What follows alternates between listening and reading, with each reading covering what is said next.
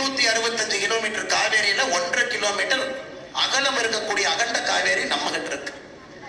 காவேரிக்கு கர்நாடகாக்காரன் காங்கிரஸ்காரன் தண்ணி கொடுக்க மாட்டேங்கிறான். இந்த அக்கா இது வரைக்கும் ஒரு கண்டன அறிக்கை விட்டு பாத்தீங்களா? இல்ல வாய் தான் திறந்து பாத்தீங்களா? கர்நாடக அரசு ஏன் தண்ணி கொடுக்கல, என்னுடைய தமிழக மக்கள் கரூர் மக்கள் பாதிக்கிறாங்கன்னு வாயை திறந்து பேசலாம் இல்லையா?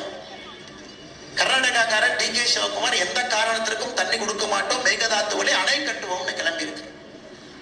திமுக காரன் பாத்தீங்கன்னா அன்னைக்கு பார்த்தேன், ஒரு தெருவிளக்கு கீழே ஒரு திமுக காரன் தேடிட்டு இருந்தான். நான் கேட்டேன், என்ன தம்பி தேடிட்டு இருக்கேன்?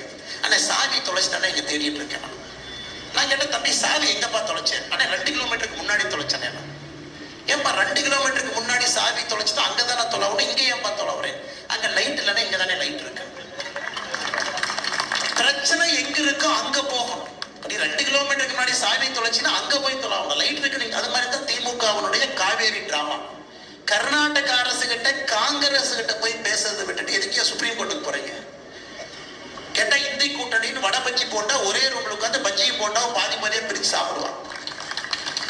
முதலமைச்சர் அவர்கள் அந்த பெங்களூரு மீட்டிங் போயிட்டு வந்தோடனே அண்ணன் அந்த காவேரி பத்தி பேசுனீங்கன்னா அதை விட முக்கியமான விஷயத்தை பேசினேன். எப்படி பணத்தை கொண்டே பெங்களூர்ல பதுக்கிறத பத்தி பேசுனீங்களா? துபாய் எல்லாம் தாண்டி சிங்கப்பூர் எல்லாம் தாண்டி அதை விட முக்கியமா பேசினேன்.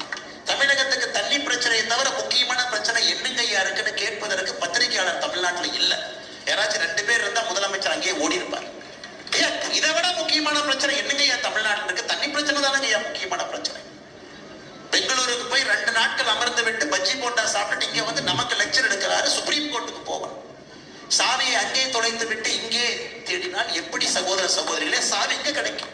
நீட்டு பரிச்சு எல்லா பக்கம் போவானுங்க, நீட்டுக்கு சுப்ரீம் கோர்ட் மட்டும் போக மாட்டாங்க. நீங்க பாருங்க எவ்வளவு பெரிய டிராமா. சுப்ரீம் கோர்ட்டிலே ஊர்ஜிதம் செய்து நீட்டு நடுநிலைமையாக இருக்கக்கூடிய ஏழை மக்களுக்கான, நடுத்தர மக்களுக்கான, சமுதாயத்திலே பின்தங்கி இருக்கக்கூடிய மக்களுக்கான தேர்வு என்று சொன்ன பிறகு கவர்மெண்ட்டை போய் சண்டை போடுவோம். அந்த சீசன் முடிஞ்சதுக்கு அப்புறம் அடுத்த பாக்ஸிங் மேட்சை தூக்கிட்டு மக்கள்கிட்ட வருவாங்க.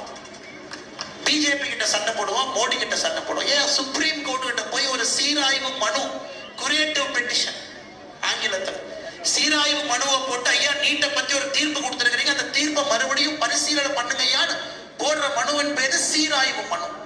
அதையே போட மாட்டேன். அதை போட்டோன்னா 5 நிமிஷத்துல மனுவை தூக்கி டஸ்ட்பின்ல போட்டு வேலையை பார்த்துட்டு போயான்னு சுப்ரீம் கோர்ட் ஜட்ஜ் சொல்லியிருக்கோம். ஆனா இன்னைக்கு ஸ்டாலின் அவர்களை பார்த்தீங்கன்னா முட்டை மந்திரவாதியை போல முட்டை தூக்கிட்டு சுத்திட்டு இருக்காரு.